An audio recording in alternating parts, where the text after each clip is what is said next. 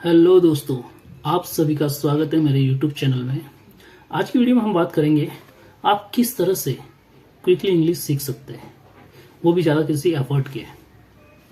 आपको बताना चाहूँगा लिसनिंग, यस, सुनना बहुत ज़रूरी है। जितना ज़्यादा आप सुनोगे उतना ही आप बोल पाओगे। यस, जितना ज़्यादा आप इंग्लिश के वर्ड्स और सेंटेंसेस आप सुनना चालू करोगे वही ऑटोमेटिकली आपके मुंह से निकलना चालू हो जाएंगे। यस, जितना ज़्यादा हो सके आप इंग्लिश सुनिए। यस, नेटिव मतलब आपके जो नज़दीकी इंग्लिश बोलने वाले हैं उनसे बात कीजिए, उनको सुनिए, या फिर यूट्यूब की वीडियो देखिए, वो भी ध्यान रखिए इंग्लिश में। Don't ever touch any Hindi. और क्यों अपने माइंड को थोड़ा ये हार्डवर्क करवाइए, उसको कंफर्ट जोन मत दीजिए, हार्डवर्क दीजिए, तो देखिए वो ऑटोमेटिकली आपके मुंह से निकलना चालू हो जाएंगे। आपको एक बात बताना चाहूँगा, मेरा भाई है, उसका लड़का, हमारे घर में सब हिंदी बोलते हैं। Yes, everything speak in Hindi because we are north Indians, तो हम हिंदी बात करते हैं। मगर उनका एक 2 साल का बच्चा है, उनका एक 5 साल का बच्चा है जो हमसे कई बार इंग्लिश में ही बात करता है। और ये कैसे हुआ? ये इस तरह से हुआ है क्योंकि वो कार्टून्स, जो भी टीवी में कार्टून है, वो दिन भर या मोस्ट ऑफ द टाइम वो इंग्लिश कार्टून देखता रहता है। यस, जैसे विलाड, निकिता, उनके जो, क्योंकि वो सिंपल इंग्लिश यूज़ करते हैं और वीडियोस में वैसे जो भी यूज़ हो रहा है आपको दिखाई देता है, समझ में आता है उस सिचुएशन में क्या यूज़ किया जाता है। तो इस तरह से उसके माइंड में बैठ गया। तो घर में भी हम जब उसे वो हमें बुलाना होगा तो सीधा वो बोलता है कम हियर। हम भी सोचते हैं यार हमारे घर में इतना कोई इंग्लिश बोलता नहीं, मगर वो बोलता है। ये हुआ है उसके सुनने से और देखने से, क्योंकि वो most of the time English cartoons ही देखता रहता है। क्योंकि हम काम पे जाते हैं तो हमें समय कम मिलता है और उसकी वाइफ काम करती रहती है तो कार्टून लगा के दे देती है, तो कार्टून इंग्लिश में ही देखता रहता है। तो इसका उस पर इफेक्ट पड़ा और वो most of the time English में ही स्पीक करता है। यस, हम उनसे हिंदी में बात करते हैं मगर वो हमसे इंग्लिश में बोलता है। ये इफेक्ट हुआ है क्योंकि इंग्लिश उसके माइंड में, अनकॉन्शियस माइंड में सेट हो गई है। उसने सिचुएशन देखी है, सिचुएशन में किस तरह से सेंटेंसेस यूज़ किए जाते हैं, तो उसे पता चल गया है। तो इसी तरह से इंग्लिश भी लर्निंग होती है। आप कंटिन्यू यूज़ करते रहिए, कंटिन्यू देखते रहिए, कंटिन्यू सुनते रहिए, और किस सिचुएशन में कैसे सेंटेंसेस यूज़ होते हैं वो आपके सब कॉन्शियस माइंड को पता चल जाएगा। तो इट कम ऑटोमेटिकली। यस, जैसे वो हमसे मांगता है, please pass me a drink water, please give me a food.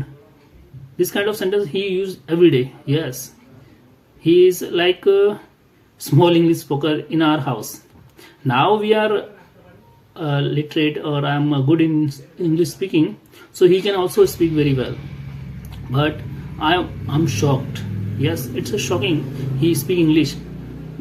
His father also can't speak English, but he can because of his daily listening and watching. Yes, you do by yourself. Yes, watch little simple English videos. Watch simple English videos repetitive way और keep repeating in your lips also. सुनते रहिए plus try कीजिए खुद ही उसे repeat करते रहिए। जितना ज़्यादा आप रिपीट करते रहेंगे वो आपके दिमाग में सेट हो जाएगा, अनकॉन्शियसली सेट हो जाएगा, और वो जब सिचुएशन आएगी तो it come automatically to your mouth. आपको ज़्यादा सोचना नहीं पड़ेगा, इट कम्स। यस, इसी तरह से आप प्रैक्टिस कीजिए। जितना ज़्यादा हो सके सुनिए और सुनकर उनकी रिपीट कीजिए। आप दिन भर में कीजिए ना, आप काम करते हुए कीजिए, कान में एयरफोन लगा लीजिए, सुनिए और उसे रिपीट कीजिए। हो सके तो आप दिन में सिर्फ 10 सेंटेंसेस से स्टार्ट कीजिए। यस, मिनिमम 10 सेंटेंसेस, मैक्सिमम आप ज़्यादा कर सकते हैं, पर कोशिश कीजिए मिनिमम 10 सेंटेंसेस रीड कीजिए और उनको डेली जो भी आप काम कर रहे हैं उनमें इस्तेमाल कीजिए। एग्जाम्पल आपने आज सीखा जैसे कि माई प्लेट इज फुल, तो ऑफिस में उसे यूज़ कीजिए। इसका मतलब होता है मैं बहुत बिजी हूँ। यस, तो अपने ऑफिस में उसको यूज़ कीजिए। कोई अगर पूछे let's go for T, you से माई प्लेट इज फुल, तो थोड़ा बहुत कन्फ्यूजन होगा मगर आप समझ गए आप कहना चाहते हैं कि मैं बिजी हूँ। सामने वाला अगर उस जानता है तो वो अंडरस्टैंड कर लेगा, हाँ ही इज़ वेरी बिजी।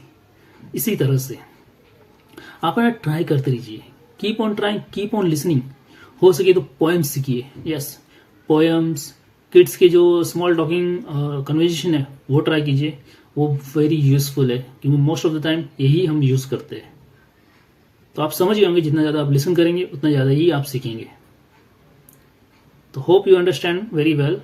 अगर 2025 में अगर आपको इंग्लिश सीखना है अच्छे से तो यहाँ से शुरू कीजिए, क्योंकि first step is very mandatory. जो फर्स्ट स्टेप लेता है वही आगे। और दूसरा देखिए माइंडसेट बना लीजिए कि मुझे सीखना ही है, एनी हाउ मुझे सीखना ही है। I have to speak English any way, any kind of situation, any, और कोई भी आपको कुछ भी कहे, don't take it mind. Yes, keep on speaking, keep on practising, keep on lipsing, keep on murmuring and you will improve. I think you understand. Let's meet in next video for more updates. Hope you will practice by yourself. If you want to learn more, keep my videos, English spoken courses. You can do practice those sentences also. This is also very useful. See you tomorrow. Have a great day. See you. Please don't forget to like, share, subscribe. I get motivated from you. Thank you. Have a great day.